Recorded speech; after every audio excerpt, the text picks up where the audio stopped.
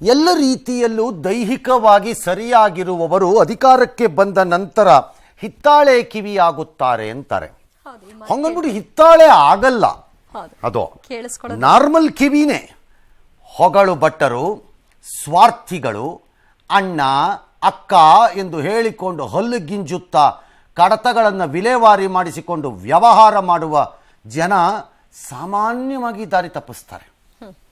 ಯಾಕಂದರೆ ಅವರಿಗಿರುವ ಉತ್ಸಾಹ, ಪ್ರೀತಿ, ಪ್ರೇಮ, ಅಕ್ಕರೆ ಆ ನಾಯಕನ ಮೇಲಿಂದ ಅಲ್ಲ, ಅದು ಅವರಿಗಾಗಬೇಕಾಗಿದ್ದ ಕೆಲಸವನ್ನು ಮಾಡಿಸ್ಕೊಂಡು ಹೋಗೋಕ್ಕೆ.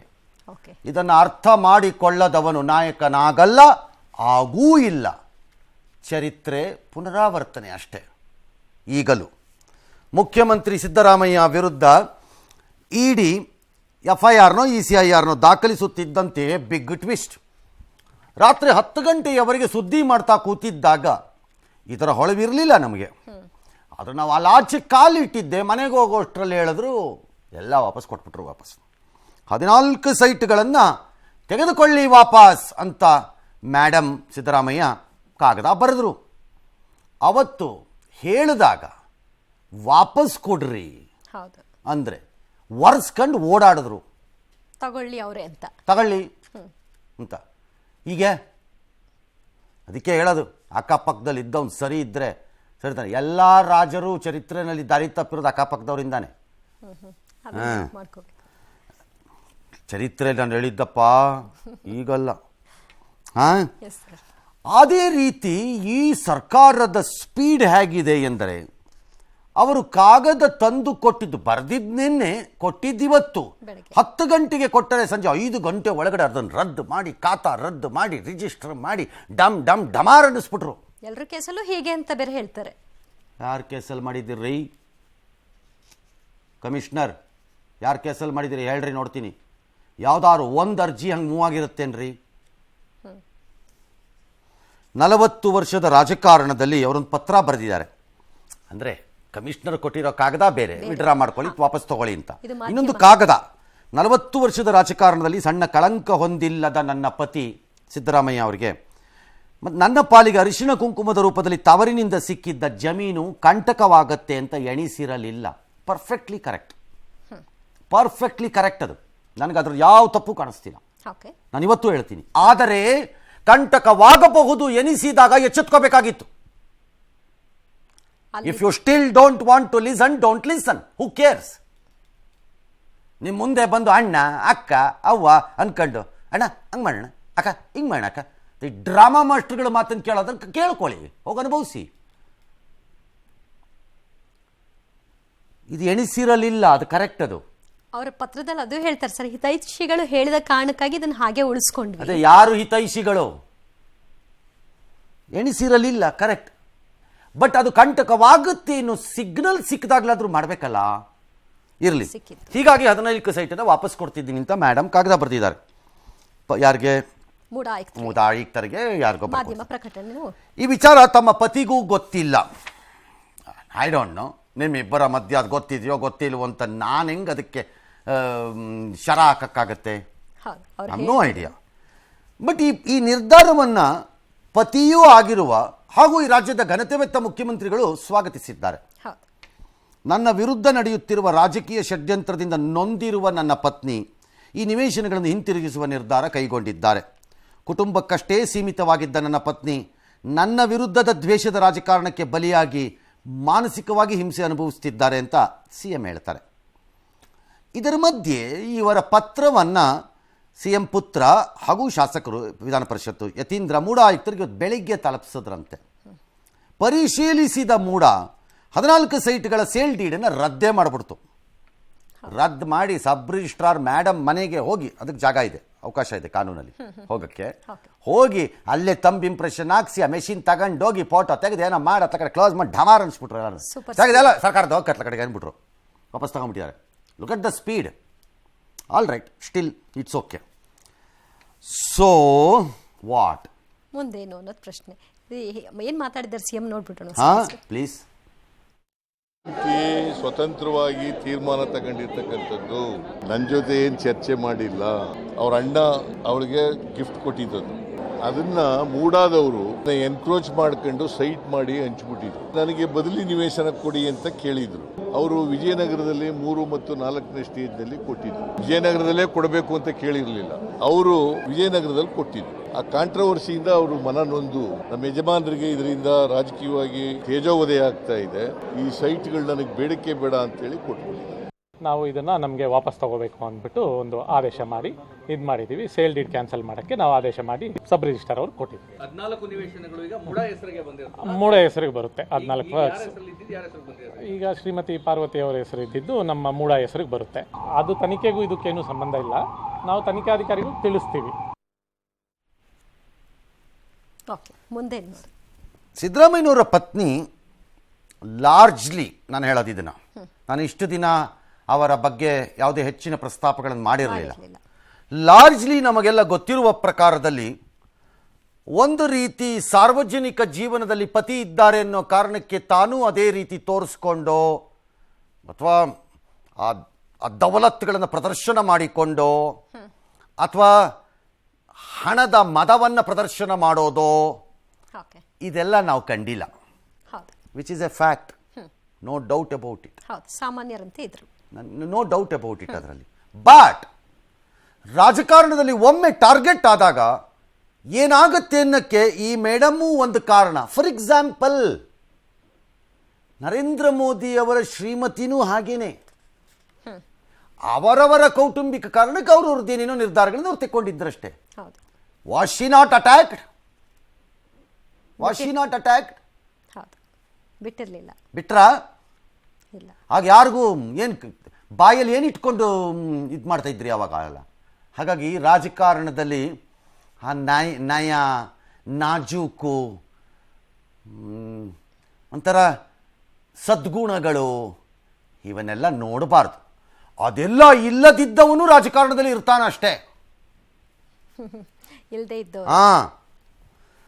All right, we will come back. ಕಾನೂನಾತ್ಮಕವಾಗಿ ಏನಾಗುತ್ತೆ? ಏನೂ ಆಗಲ್ಲ ಕಾನೂನಾತ್ಮಕವಾಗಿ. ಕಾನೂನು ತನ್ನ ಕೆಲಸವನ್ನು ತಾನು ಮಾಡುತ್ತೆ. ಸರಿನೂ ಇರ್ಬೋದು, ತಪ್ಪು ಇರ್ಬೋದು, ತೀರ್ಮಾನಗಳು ನನಗೆ ಗೊತ್ತಿಲ್ಲ. ತನಿಖೆ ಪ್ರಾರಂಭ ಆಗೋಗಿದೆ under N FIR. The court does not take cognisance of return of the site. ಈಗ ವರದಿ ಏನು ಕೊಡ್ತೀರಿ ಹೇಳಿ ಅಂತ ಕೇಳತ್ತಷ್ಟೇ. ಲೋಕಾಯುಕ್ತ ವರದಿನ ಯಾವುದು? ಲೋಕಾಯುಕ್ತ ಸೈಡಲ್ಲಿ ನ್ಯಾಯಾಲಯ ಕೇಳ. ಈ ಕಡೆ ಇಡಿ ಕೇಸಲ್ಲಿ ಐ ಡೋಂಟ್ ನೋ ಹೌ ಅದು ಮುಂದಕ್ಕೆ ಹೋಗುತ್ತೆ ಅಂತ. ಬಿಕಾಸ್ ಬಹು ಜನ ಕೇಳುತ್ತಿರುವ ಪ್ರಶ್ನೆ ಒಂದೇ, ಈಗ ಯಾಕೆ ಕೊಟ್ರು, ಈಗ ಯಾಕೆ ಕೊಟ್ರು ಅಂತ ಒಂದು ಪ್ರಶ್ನೆ. ಈಗ ಯಾಕೆ ಕೊಟ್ರು ಅನ್ನೋಕ್ಕೆ ಬಹಳ ದೊಡ್ಡದಾದಂತಹ ಡಾಕ್ಟರೇಟ್ ವ್ಯಾಖ್ಯಾನ ಏನು ಬೇಕಾಗಿಲ್ಲ. ಇನ್ ಮೈ ಒಪಿನಿಯನ್ ಇದು ಯಾಕೆ ಹೋಗಿದೆ ನಿನ್ನೆ ರಾತ್ರಿ ಅಂತಂದರೆ, ಈ ಇಡಿನವರು PMLA ಒಳಕ್ಕೆ ಬಂದಿದ್ದು which they were not expecting. ನನ್ನ ಪ್ರಕಾರ ನಾನು ಸರ್ಪ್ರೈಸ್ಡ್ ಆ್ಯಕ್ಚುಲಿ. PMLA ಬಂದಿರೋದು ನನಗೂ ಸರ್ಪ್ರೈಸ್, ಅದು ಪ್ರಶ್ನೆ ಬೇರೆ. But under PMLA these 14 sites would have been freezed and seized. Freeze ಮಾಡಿ ಸೀಸ್ ಮಾಡೋರು ಅದನ್ನ. ನಾವು ದೆ ಕೆನಾಟ್ ಅಂತ ನಾನು ಅನ್ಕೊಂಡಿದ್ದೀನಿ, ಅನ್ಲೆಸ್ ಕೋರ್ಟ್ ಅದರ್ವೈಸ್ ಸೇಸ್. ಮಾಡಕ್ಕೆ ಬರಲ್ಲ ಈಗ. ಹಾಗಾಗಿ ಮೋಸ್ಟ್ಲಿ ಇದ್ರ ತಾನೇ ಅದಕ್ಕೆ ನೆನ್ನೆ ರಾತ್ರಿ ಮಾಡಿದ್ದಾರೆ. ಇದರಿಂದ ಏನಾಯ್ತು ಅನ್ನೋದಕ್ಕೆ ಸಿಗೋ ಉತ್ತರ ಇದಿಷ್ಟೇನಾ ಸರ್ ಅಂತ ನನಗನ್ನಿಸ್ತಿದೆ. ಎರಡನೇದು, ಅವ್ರ ಕಾಗದದಲ್ಲಿ ಬರೆದಿರುವಂತೆ knowing her back history may B she is upset. We can't discount ಮಾಡಕ್ ಬರ್ತಾ ಇಲ್ಲ ಅದನ್ನ ನನ್ನ ಕೈಯಲ್ಲಿ, because of her background. ಯಾಕಂದ್ರೆ ಇವತ್ತಿನ ರಾಜಕಾರಣ ಅಂದ್ರೆ ಏನು? ಹೊರಗಡೆ ಗಂಡನ ಆಡಳಿತವು, ಒಳಗಡೆ ಹೆಂಡತಿಯ ಆಡಳಿತವು, ಹೊರಗಡೆ ಮಗನ ಆಡಳಿತವು, ಒಳಗಡೆ ನಾದ್ನಿ ಆಡಳಿತವು, ಹೊರಗಡೆ ತಮ್ಮನ ಆಡಳಿತವು, ಒಳಗಡೆ ಸೊಸೆಯ ಆಡಳಿತವು. ಇದೇ ರಾಜಕಾರಣ, ಕುಟುಂಬದ ಸುತ್ತನೇ. ಇನ್ನೇನು ಮತ್ತೆ ಅಂಥದ್ರಲ್ಲಿ ಈಕೆ she was not visible, she was not in public life, she was not in, we have to accept it ಅದನ್ನು. ಹಾಗಾಗಿ ಆ ಬೆನಿಫಿಟ್ ಆಫ್ ಡೌಟಲ್ಲಿ ನಾನು ಹೇಳ್ತೀನಿ, may be she is also not happy. ಸುಮ್ಮನೆ ನನ್ನ ಯಜಮಾನ ತಂದು ಇಟ್ಬಿಟ್ನಲ್ಲ ಈ ಥರ ಯಾರೋ ಹೇಳಿದ್ರು ಇವ್ರುಗಳೆಲ್ಲ ಅಂತ ಅನ್ನೋದು ಇರಬಹುದು. ನಾನು ಇಲ್ಲ ಅನ್ನಕ್ಕೆ ಆಗ್ತಾ ಇಲ್ಲ ಅದು. But there is also a possibility PMLA it would have been freezed. ಅದಕ್ಕೆ ಜಾಗ ಇತ್ತು. ಎಸ್. ಸೊ ಏನಾಗತ್ತೆ ಹಾಗಾದ್ರೆ? ತನಿಖೆ ಏನೂ ಆಗಲ್ಲ, ತನಿಖೆ ಆಗೇ ಆಗುತ್ತೆ. ಎನ್ ಡಿ ಏನು ಬೇಕಾದ್ರೂ ಆಗ್ಬೋದು ಅಷ್ಟೇ. ಸಿ ಎಮ್ ಅವರ ಪತ್ನಿ ಅಥವಾ ಯಾರ್ಯಾರಿದ್ದಾರೆ ಅವರೆಲ್ಲರ ಮೇಲೂ ಬರುತ್ತದು. ಹಾಗಾಗಿ ಶಾರ್ಟ್ ಪೀರಿಯಡ್ ಅಂದರೆ ಅಲ್ಪಕಾಲದಲ್ಲೋ ಅಥವಾ ದೀರ್ಘಕಾಲವೋ ನನಗೆ ಗೊತ್ತಿಲ್ಲ ಇದು ಹೇಗೆ ನಡೆಯುತ್ತೆ ಅಂತ, ಆ ಪ್ರಕಾರದಲ್ಲಿ ಮುಖ್ಯಮಂತ್ರಿಗಳು ತಮ್ಮ ಕಾನೂನು ಹೋರಾಟವನ್ನು ಮುಂದುವರಿಸಲೇಬೇಕು. ಒಂದು ವೇಳೆ ಮುಖ್ಯಮಂತ್ರಿಗಳು ನನ್ನದಲ್ಲಿ ಯಾವ ಪಾತ್ರವೂ ಇಲ್ಲ ಅಂತೇಳಿ ಬಹುಬೇಗ ಈ ಬಲೆಯಿಂದ ಹೊರಕ್ಕೆ ಬರಬಂದು ಮತ್ತೆ ಸ್ವಚ್ಛಂದವಾಗಿ ಹಕ್ಕಿಯಂತೆ ಹಾರಾಡಬಹುದೇನೋ, but not the others in the FIR. ಅವರು they have to answer too many other things. ಈಗ ಓಕೆ, ಹೇಗೆ ಬಂತು ಅನ್ನೋದ್ರಿಂದ ಉತ್ತರ ಕೊಡಬೇಕು ಅದಕ್ಕೆ. ಹಾಗಾಗಿ ಆ ಕಾನೂನು ದಾರಿ ಕಾನೂನಲ್ಲಿರುತ್ತೆ, ಮುಂದಕ್ಕೆ ನಡೆಯ. ಅಲ್ಲ ಈಗ ಬಂಧನದಿಂದ ತಪ್ಪಿಸ್ಕೊಂಡ್ರ ಈ ಮೂಲಕವಾಗಿ ನಿನ್ನೆನೂ ಹೇಳಿದ್ದೆ ಯಾತಕ್ಕೆ ಬಂಧನ ಆಗಬೇಕು ಅಂತ. ಹೌದು, ಅದು ತನಿಖಾಧಿಕಾರಿಯ ವಿವೇಚನೆಗೆ ವಿವೇಚನೆ ಅಂತ ಎಲ್ಲವನಿಗೂ ಗೊತ್ತು, ಬಟ್ ವಾಟ್ ಫಾರ್? ಏನಿದೆ ಅಂಥದ್ದು? ಕಾಂಗ್ರೆಸ್ ಸರ್ಕಾರ ಇತ್ತೀಚೆಗೆ ಹಾಕೊಂಡಿರೋ ಕೆಲ FIRಗಳಲ್ಲಿ ತಾನು ಮಾಡಿದ ಕಚಡ ಕೆಲಸ ಏನು ಅನ್ನೋದನ್ನು ಕೇಳ್ಕೋಬೇಕಲ್ಲ. What for the arrest? Arrest is required, necessity ಇದೆಯಾ ನೋಡಿ ಮಾಡ್ಬೋದು. ಈ ಕೇಸಲ್ಲೂ ಏನಕ್ಕೆ ಚೀಫ್ ಮಿನಿಸ್ಟರ್ ಅರೆಸ್ಟ್ ಬೇಕಾದ್ರಲ್ಲಿ? ಇಲ್ಲ, ಇಡಿ ಅರೆಸ್ಟ್ ಮಾಡಬಹುದು, ಅದನ್ನ ಸರಿ, ಕೇಂದ್ರ ಸರ್ಕಾರ ಯಾತಕ್ಕೆ? For what? ರಾಜಕೀಯ ದುರುದ್ದೇಶ ಅನ್ನೋದು ಅವರ ಆರೋಪ. ಅದು ಬೇರೆ ವಿಚಾರ. ರಾಜಕೀಯವಾಗಿ ಅರೆಸ್ಟ್ ಮಾಡೋದಾದ್ರೆ ಬೇರೆ. ಕಾನೂನಲ್ಲಿ ಬಂದ್ಬಿಟ್ಟು ನಾನು ರಾಜಕೀಯವಾಗಿ ಅರೆಸ್ಟ್ ಮಾಡ್ತೀನಿ ಅಂದ್ರೆ ಆ ಇಡಿ ಆಫೀಸರ್ಗಳು ರಾಜಕೀಯಕ್ಕೆ ಹೋಗ್ಬೇಕು. ಅವ್ರು ಇಡಿ ಆಫೀಸರ್ಸ್ ಯಾಕೆ ಆಗ್ಬೇಕು ಅವಾಗ? ಲೈಕ್ ನಾನು ನಿನ್ನೆ ಹೇಳ್ದಂಗೆ ಲೋಕಾಯುಕ್ತ IGಗೆ ಅವ್ರಿಗೆ ನೀವು ಬರಿಬಾರ್ದಾಗಿತ್ತು ಆ ಎರಡು ಅರ್ಥಗಳಲ್ಲಿ ಅಂತ ಮಾಡಬಾರ್ದು. ಹಾಗಾಗಿ ನನ್ನ ಪ್ರಕಾರ ಏನಕ್ಕೆ ಅರೆಸ್ಟ್ ಆಗ್ಬೇಕದು? ಈ ಚೀಫ್ ಮಿನಿಸ್ಟರ್ದೇ ಆಗಲಿ, ಯಾಕೆ? For what? ಏನು ಅಚೀವ್ ಮಾಡ್ತಿರಪ್ಪ? ಯಾವ ಸಾಕ್ಷಿ ನಾಶ ಅಂತ ಇರುತ್ತಿಲ್ಲ. ವಾಟ್ ಅಲ್ಲಿ ಎಲ್ಲಿದೆ? ಆ ಪ್ರಶ್ನೆನೇ ಬರಲ್ಲ. ಫೈಲ್ಗಳ ನಾಶ ಆಗಬೇಕು, ಹೇಗಾಗುತ್ತೆ? ಎಸ್. ಇನ್ನು ಸಿಎಂ ಪತ್ನಿ ಸೈಟ್ ವಾಪಸ್ ನೀಡಿದ ಬೆನ್ನಲ್ಲೇ ವಿಪಕ್ಷಗಳ ವಾಗ್ದಾಳಿ ಇನ್ನಷ್ಟು ತೀವ್ರವಾಗ್ತಾ ಇದೆ. ತಪ್ಪು ಮಾಡಿಲ್ಲ ಅಂದಮೇಲೆ ಸೈಟ್ ಯಾಕೆ ವಾಪಸ್ ಕೊಡಬೇಕಿತ್ತು? ಅವರು ಸೈಟ್ ವಾಪಸ್ ಮಾಡಿದ್ದಾರೆ ಅಂದಮೇಲೆ ಅವರು ತಪ್ಪು ಒಪ್ಪಿಕೊಂಡಂತೆ ಅಲ್ವಾ? ಹೀಗಾಗಿ ಸಿಎಂ ಸಿದ್ದರಾಮಯ್ಯ ತಮ್ಮ ಸ್ಥಾನಕ್ಕೆ ರಾಜೀನಾಮೆ ಕೊಡಬೇಕು ಅಂತ ಕೇಸರಿ ಪಡೆ ಮುಗಿಬಿದ್ದಿದೆ. ಕಾನೂನು ಕುಣಿಕೆಯಿಂದ ಬಚಾವಾಗಲು ರಾಜಕೀಯವಾಗಿ ಅನುಕಂಪ ಪಡೆಯಲು ಸೈಟ್ ವಾಪಸ್ ಮಾಡಿದ್ದಾರೆ. ಭಾವನಾತ್ಮಕ ದಾಳ ಉರುಳಿಸಿದ್ದಾರೆ. ಆದರೆ ಇದು ವರ್ಕೌಟ್ ಆಗಲ್ಲ ಅಂತ ಬಿಜೆಪಿ ಹೇಳಿದೆ. ಸೈಟ್ ವಾಪಸ್ ನಂತರ ಬಿಜೆಪಿ ನಾಯಕರು ಏನೆಲ್ಲ ಹೇಳಿದ್ದಾರೆ ನೋಡೋಣ. ಇಲ್ಲ ಅಂದ್ರೆ ಯಾಕೆ ಕೊಡಬೇಕು? ಕೋರ್ಟಲ್ಲಿ ಫೈಟ್ ಮಾಡಬೇಕಾಯಿತು. ನಾನು ತಪ್ಪು ಮಾಡಿಲ್ಲ ಅಂತೇಳಿ ನ್ಯಾಯಾಲಯದಲ್ಲಿ ಫೈಟ್ ಮಾಡಬೇಕಾಯಿತು. ಬಹಳಷ್ಟು ಹೋರಾಟಗಳು ಮಾಡಿದ ಫಲವಾಗಿ ಇವತ್ತು ವಾಲ್ಮೀಕಿ ಹಗರಣದಲ್ಲೂ ಅಂತಿಮ ಘಟ್ಟಕ್ಕೆ ತಗೊಂಡೋಗಿದ್ದೀರಿ. ಅದರಿಂದ ಇನ್ನು ಮುಂದೆನೂ ಕೂಡ ಪಾರ್ಟಿ ಇದನ್ನ ಇಲ್ಲಿಗೆ ನಿಲ್ಸಲ್ಲ. ಎಲ್ಲಿ ಹೋರಾಟ ಮಾಡಬೇಕು ರಾಜ್ಯವ್ಯಾಪಿ ಇದನ್ನೆಲ್ಲ ಚರ್ಚೆಗಳನ್ನು ಮಾಡ್ತಾರೆ. ಒಂದು ವೇಳೆ ಸಿಎಂ ಸಿದ್ದರಾಮಯ್ಯನವರು ರಾಜೀನಾಮೆ ನಾನು ಕೊಡಲ್ಲ ಅಂತ ಹೇಳಿದ್ರೆ ನಮ್ಮ ಹೋರಾಟ ಮುಂದುವರಿಯುತ್ತೆ. ಸಿದ್ದರಾಮಯ್ಯನವರು ಇವತ್ತು ತಮ್ಮ ನಿವೇಶನಗಳನ್ನ ವಾಪಸ್ ಕೊಡ್ತೇವೆ ಅಂತಕ್ಕಂಥ ನಿರ್ಧಾರ ಕೈಗೊಂಡಿದ್ದಾರೆ ಅಂತ ಹೇಳಿದ್ರೆ ಎಲ್ಲೋ ಒಂದ್ ಕಡೆ ಕಾನೂನಿನ ಕುಣಿಕೆಯಿಂದ ಪಾರಾಗಬೇಕು, ಮತ್ತೆ ರಾಜಕೀಯವಾಗಿ ಸಿಂಪತಿಯನ್ನ ಪಡೆದುಕೊಳ್ಬೇಕು. ಯಾಕೆಂತ ಸೈಟ್ ಅನ್ನ ವಾಪಸ್ ಕೊಡ್ತೀವಿ ಅಂತ ನಿರ್ಧಾರ ಮಾಡಿದ್ದಾರೆ ಅಂತ ಹೇಳಿದ್ರೆ ಸಿದ್ದರಾಮಯ್ಯನವರು ತಪ್ಪು ಮಾಡಿದ್ದೇವೆ ಅನ್ನೋ ವಿಜಯದಶಮಿ ಒಳಗೇನೆ ಇಳಿಯಬೇಕಾದಂತ ಪ್ರಸಂಗ ಬರಬಹುದು. 12ನೇ ತಾರೀಕು ಪುಷ್ಪಾರ್ಚನೆ ಇದೆ. ನನಗನ್ಸುತ್ತೆ ಅದರೊಳಗೆ ಸಾಕಷ್ಟು ರಾಜಕೀಯ ವ್ಯತ್ಯಾಸಗಳು ಕರ್ನಾಟಕದಲ್ಲಿ ಆಗುತ್ತೆ. All right. ಅಲ್ಲ ಸರ್, ಈಗ ವಾಪಸ್ ಕೊಟ್ರು ಅಂದ ಮಾತ್ರಕ್ಕೆ ತಪ್ಪು ಒಪ್ಕೊಂಡಂತೇನಾ? ತಪ್ಪು ಒಪ್ಕೊಂಡ್ರು ಅಂತಾನೂ ಅಲ್ಲ, ತಾನೇ ತೆಗೆದುಕೊಂಡ ನಿಲುವು ಏನೂ ಆಗಿಲ್ಲ ಅನ್ನುವುದಕ್ಕೆ ವಿರುದ್ಧವಾದದ್ದು ಹೌದು. ಹೋರಾಟ ಮಾಡಿ ಅದು ತಪ್ಪು ಅಂತಲ್ಲ, ಬಟ್ ತಾವೇ ತೆಗೆದುಕೊಂಡ ನಿಲುವುಗಳೇನಿತ್ತು ಆ ನಿಲುವುಗಳಿಗೆ ಅದು ವಿರುದ್ಧವಾದದ್ದು. ಈಗ ಹೇಳ್ಬೋದಲ್ಲ ಸರ್, ನನ್ನ ನಿರ್ಧಾರ ಅಲ್ಲ, ನನ್ನ ವೈಫ್ ನಿರ್ಧಾರ. ಅವಾಗ ಯಾಕೆ ಅವ್ರ ವೈಫ್ ವ್ಯವಹಾರಕ್ಕೆ ನೀವು ಯಾಕೆ ತಲೆ ಹಾಕಿದ್ರಿ ಅಂತ ಕೇಳ್ತಾರೆ ಯಾರು. ನೀವು ಯಾಕೆ ತಲೆ ಹಾಕಿದ್ರಿ ಡಿಫೆಂಡ್ ಮಾಡ್ಕೊಳಕ್ಕೆ? ಯಾರು ಬರ್ತಾರೆ. ಹಾಗಾಗಿ ಅದು ಹಂಗಲ್ಲ. ಅದು ಮೂಡ ಹೇಳುತ್ತೆ, ನಾವು ಫಸ್ಟ್ ಟೈಮ್ ನಮ್ಮ ಚರಿತ್ರೆನಲ್ಲಿ, ಮೂಡಾ ಚರಿತ್ರೆನಲ್ಲಿ, ಮೂಡ ಅಲ್ಲ, ಮೂಡ ಹಿಂದೆ CITB ಇಂತಿತ್ತು, ಸಿಟಿ ಇಂಪ್ರೂವ್ಮೆಂಟ್ ಟ್ರಸ್ಟ್ ಬೋರ್ಡ್ ಅಂತ. ಅದಾದ್ಮೇಲೆ ಅದು ಮೂಢ ಆಗಿದ್ದಿದ್ದದು. ಆಗಿದ್ದಿದ್ದದು. All right. ಆ ಮೂಢ ಹಿಸ್ಟ್ರಿನಲ್ಲಿಲ್ಲ, ಆಗಿರ್ಲಿಲ್ಲ, ಈಗ ಫಸ್ಟ್ ಟೈಮ್ ಆಗಿದೆ, ಅಪರೂಪ ಪ್ರಕರಣ ಅಂತ ಹೇಳ್ತಿದ್ದಾರೆ. You are wrong. If you are a good officer, ಹಳೆಯ ಆಫೀಸರ್ಗಳು ಯಾರು ನಿಮಗೆ ಪರಿಚಯ ಇದ್ರೆ ನಾನು ಹೇಳಲ್ಲ, 2 ಸಂಸ್ಥೆಗಳಲ್ಲಿ ಇದು ನಡೆದಿದೆ. You are wrong. ಮೂಡ ಅಲ್ಲ, ಬೇರೆ ಸಂಸ್ಥೆ, ಅವು ಸೈಟ್ ಹಂಚೋ ಸಂಸ್ಥೆಗಳೇ ನಡೆದಿದೆ. You are wrong. ನನ್ನ ಹತ್ರ ಬಂದು ಬುಲ್ಟಿನ್ ಬಿಡಬೇಡಿ, ಇಲ್ಲಿ ಕೇಳಲ್ಲ ನಾನು. ಅದರಲ್ಲಿ ಏನಿದೆ ಅಂತ ಹೇಳ್ತೀನಿ. ಈಗ ಇದು ಹಂಗೆ ಆಗಿದೆಯೋ ಇಲ್ವೋ ನನಗೆ ಗೊತ್ತಿಲ್ಲ. ಈಗ ಅವ್ರು ರಿಟರ್ನ್ ಮಾಡಿದ್ದಾರೆ, ಇವ್ರು ರಿಜಿಸ್ಟರ್ ಮಾಡ್ಕೊಂಡ್ಬಿಟ್ಟಿದ್ದಾರೆ. ಅದರಲ್ಲಿ ಸ್ಟ್ಯಾಂಪ್ ಡ್ಯೂಟಿನ ಯಾರು ವಾಪಸ್ ಕೊಟ್ಟಿದ್ದಾರೋ ಅವ್ರು ತಮ್ಮ ಜೋಬಿಂದ ಹಾಕಿ ಸರ್ಕಾರಕ್ಕೆ ಕೊಟ್ಟಿದ್ದಾರೆ. ನೀವು ಸುಮ್ಮನೆ ಮೈಕ್ ಹಿಡಿದ ತಕ್ಷಣ ಯಾರೋ ಮುಂದೆ ಬಿಟ್ಬಿಟ್ರೆ ಕೇಳೋಕ್ಕಾಗಲ್ಲ ಇಲ್ಲಿ. Okay, right. ಹಳೆದ ನೆನ್ಪು ಮಾಡ್ಕೋಬೇಕು. ಫೋನ್ ಮಾಡಿ ಕೇಳ್ಕೊಳ್ಳಿ, ನಾನು ಯಾಕೆ ಕೇಳಲಿ?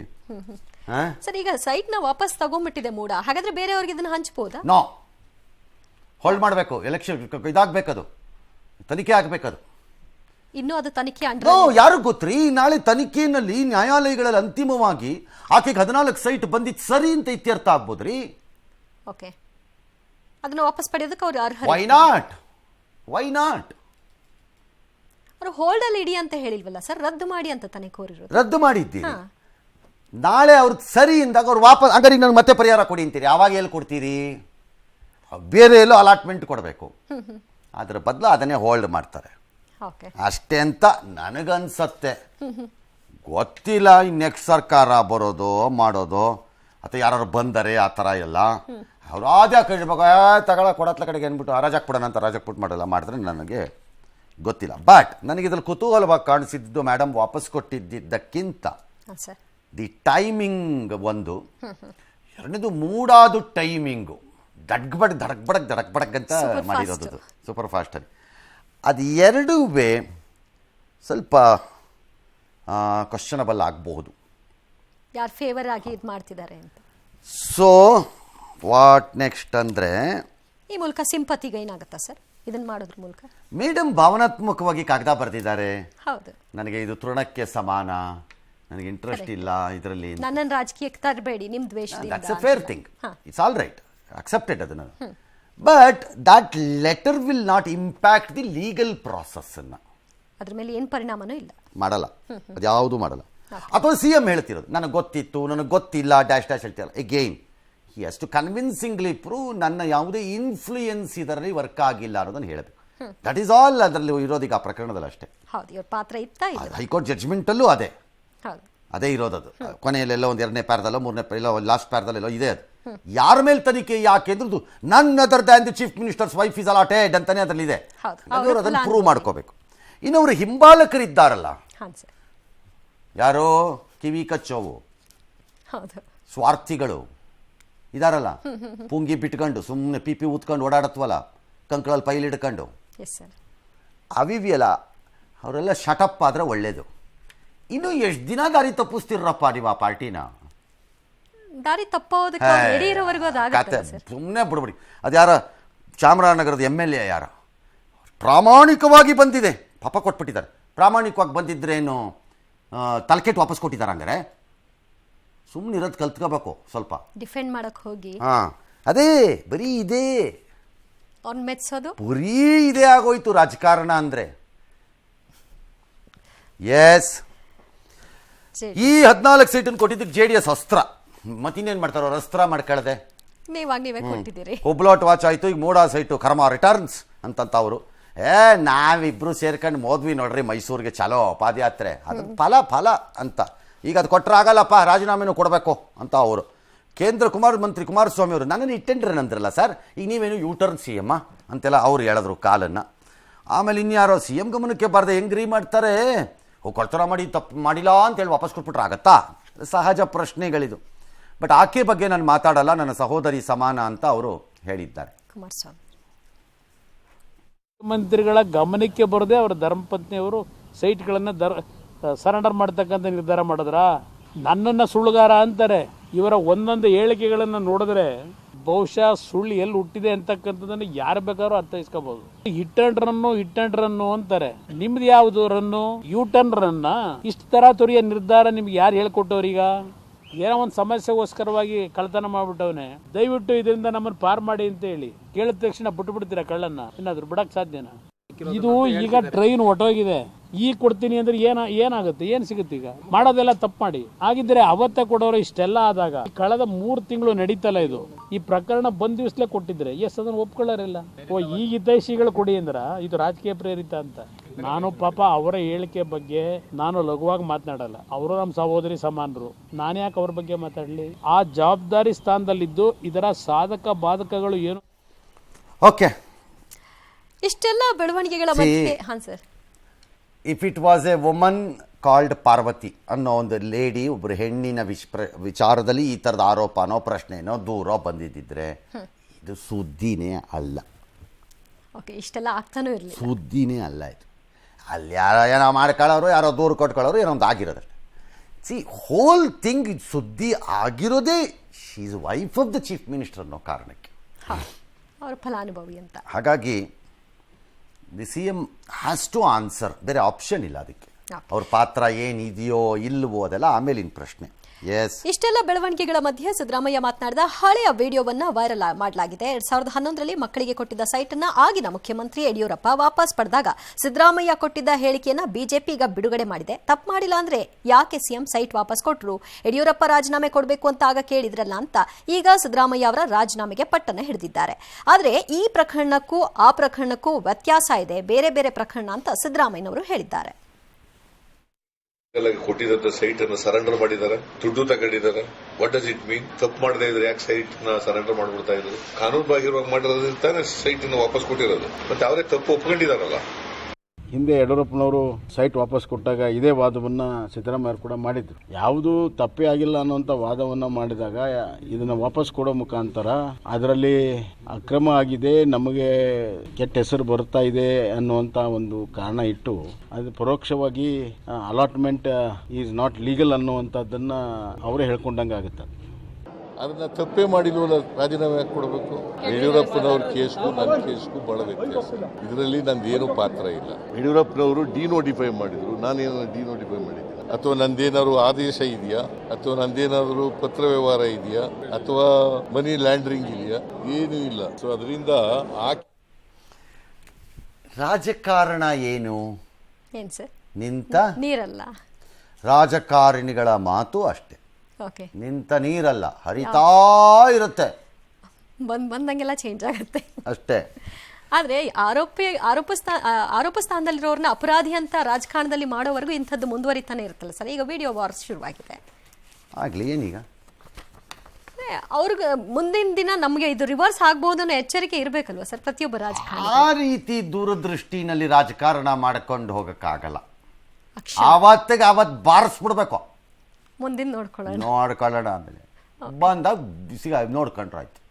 ಏನೀಗ ಅದು ರಾಜಭವನವನ್ನ ಅಂತ ಅನ್ನೋದು ಬೈದ್ಬಿಡೋದು, ಚೆನ್ನಾಗಿ ಕಂಟ್ರೋಲ್ ಮಾಡ್ತಿದ್ದಾರೆ ಗೌರ್ಮೆಂಟ್ ಆಫ್ ಇಂಡಿಯಾ ಅಂತ ಬೈದಾಕ್ಬಿಡೋದು. ಯಾರೊಬ್ರು ಸರ್ ಹಿಂದೆ ಎಲ್ಲ ಇಂದಿರಾ ಗಾಂಧಿ ಇದ್ದಾಗ ಸರ್ಕಾರಗಳನ್ನ ಕಿತ್ ಬಿಸಾಕ್ತಿದ್ರು, ಅದು ಬೇರೆ ರೀ, ಇದು ಬೇರೆ ರೀ, ಕೇಸ್ ಡಿಫ್ರೆಂಟ್ ಆಗುತ್ತೆ ಅಷ್ಟೇ. ಅಥವಾ ನೀವು ಬಿಜೆಪಿನವ್ರು ಯಾವ್ದಾರು ಒಂದು ಮಾಡಲಿ, ರೇ ಯಾವ್ಯಾವ್ದು ಕಾಟ ಕೊಡ್ತಿರಲ್ರಿ, GST ಇದು ಅದು ಇದೆಲ್ಲ ಅಂತಾರೆ, ಇದೆಲ್ಲ ಕಾಂಗ್ರೆಸ್ನವ್ರು ಮಾಡಿರೋದು ಅಂತಂದ್ಬಿಡೋದು ಅಷ್ಟೇ. That's all. ಹಾಗಾಗಿ ಕೋರ್ಟ್ ಅಗೈನ್ ಇದನ್ನು ಸೀರಿಯಸ್ ಆಗಿ ಅವ್ರೇನು ತೊಗೊಳಲ್ಲ.